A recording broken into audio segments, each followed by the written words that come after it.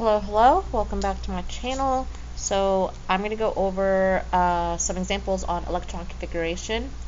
So it can be a little tricky, but once you get the hang of it, of the different types of orbitals and how to read the periodic table, it should make better sense. So we got S, P, D, and F orbital. We're going to really pay close attention to the first three here, but we will talk about the F orbital in just a little bit.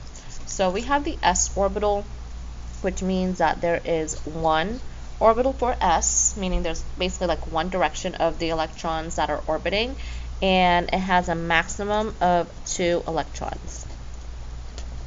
So essentially saying that there are only maximum of 2 electrons that orbit around the nucleus in an atom. And then we have the P orbital that has 3, and it has a maximum of 6 electrons.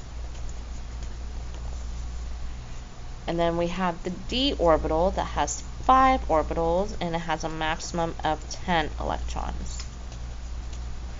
So I hope you can see the pattern now that each orbital has 2 electrons. So 1 times 2 is 2, 3 times 2 is 6, 5 times 2 is 10.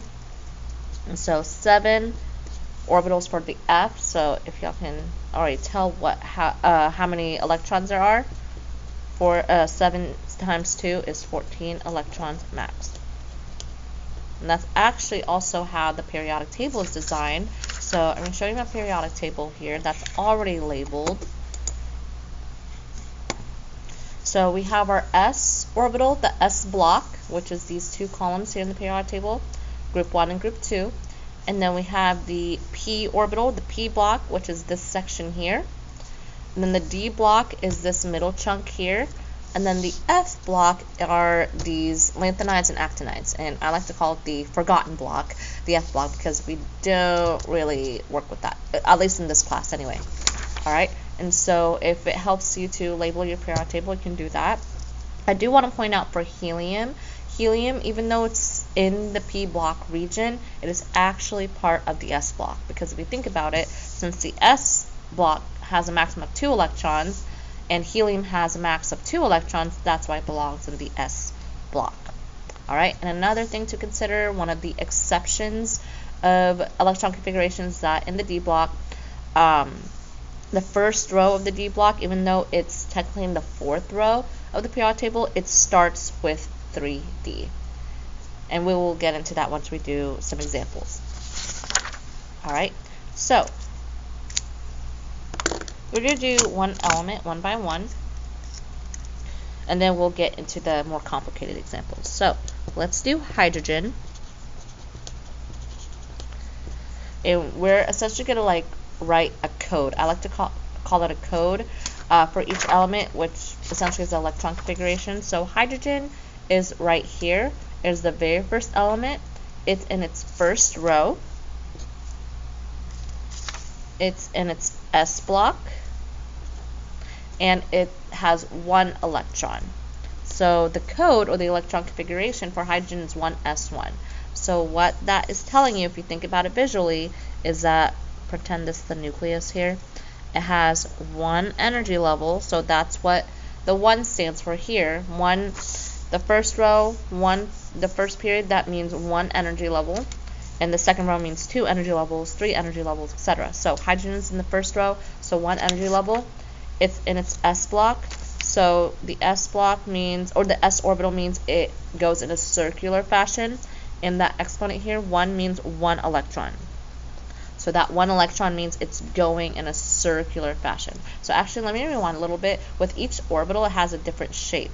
So for the S orbital, it moves around in a circle. Think of it as like S for spherical, so it goes in this fashion.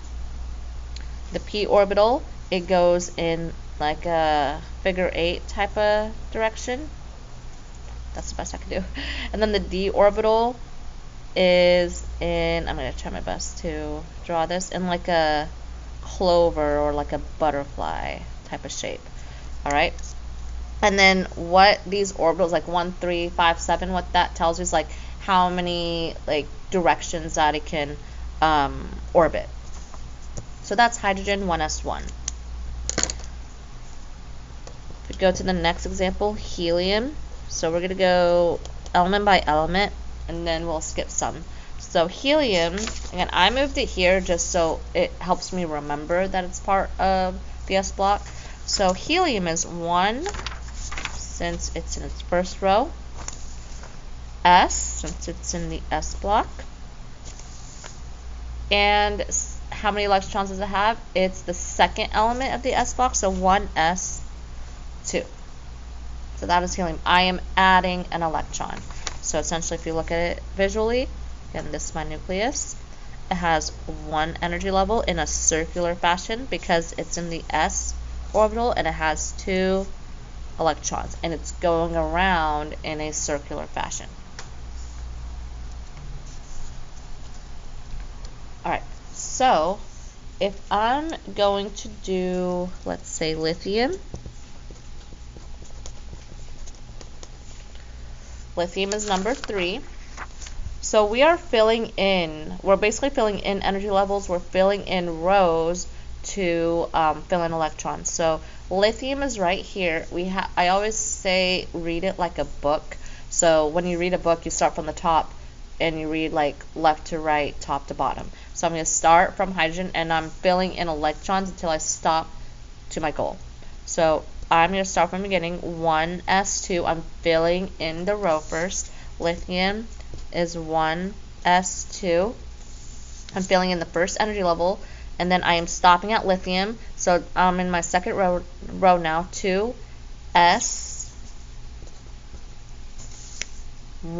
because I'm in the first column, 2s1. So notice how I am adding up the electrons. So again, think of it visually. If I look at, here's my nucleus. So I have 1s2, so my first energy level in a circle, I have 2 electrons going in a circle. And then I have 2s1, so 2 meaning my second energy level in a circle because of s, and then I have 1 electron. And it's going around in a circle. So as you can see here, I'm adding electrons, I'm adding energy levels as we go down.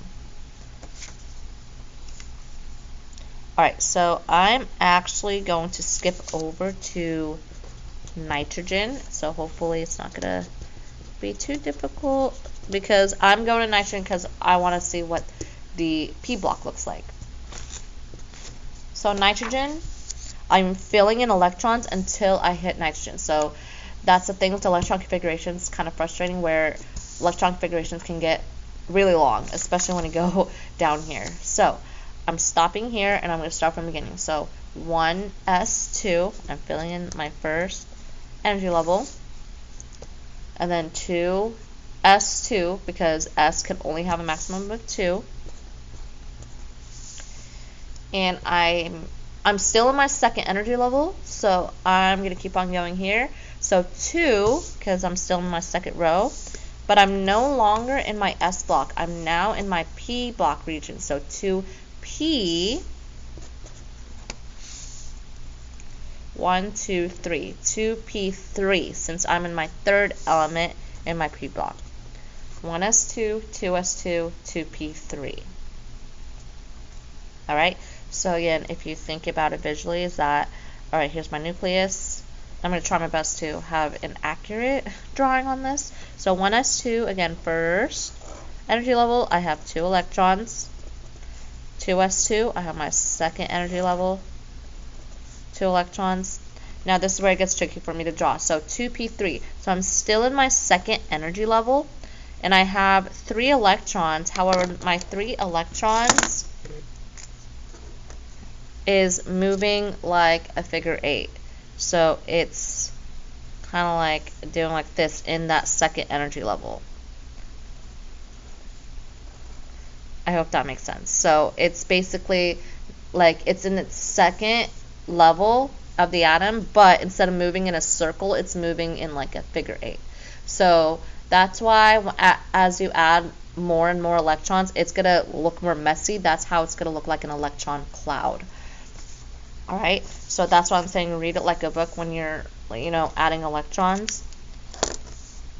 And no, you cannot just do 2p3, because that's not the full electron configuration. That's why it gets really long as you go down the periodic table. All right, so I'm going to skip over to calcium. We're going to kick it up a notch.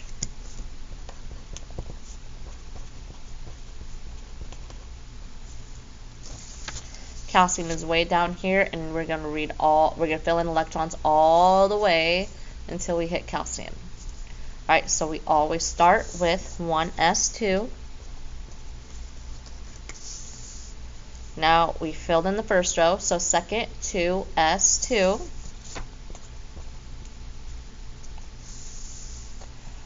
Alright, so this is where you got to be careful. Don't just do 1s2, 2s2, just do that. You got to fill in every single row. Don't forget about the p block. So 2s2, and then we're going to keep on going. 2p6, because 1, 2, 3, 4, 5, 6. 2p6. Now that we successfully filled in the second energy level, now the third. 3s2.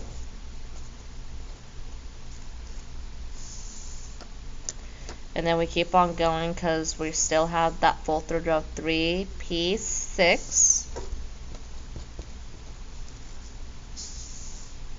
And then now in my fourth row, 4s2. That is my electron configuration for calcium. And it can get longer and longer and longer as you go to the D block and eventually the F block if you want to do that. So but it's still the same pattern.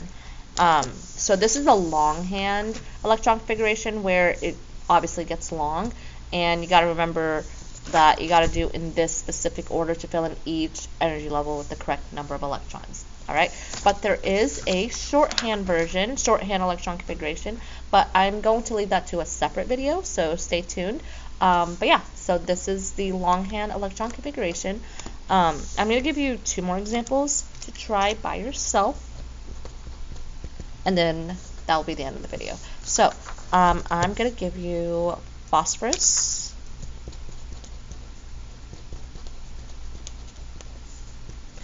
and potassium.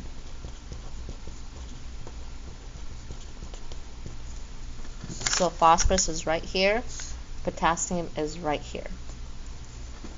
Alright, so here I have the periodic table right here. I hope you have a periodic table in front of you. So pause the video, try it by yourself, and then play to see if you got it right. Alright, so this is what you should get with phosphorus and potassium.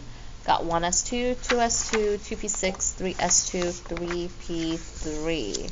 So again, filling in each energy level, so 3s2, 3p3, because it's 1, 2, 3, third element on the p block.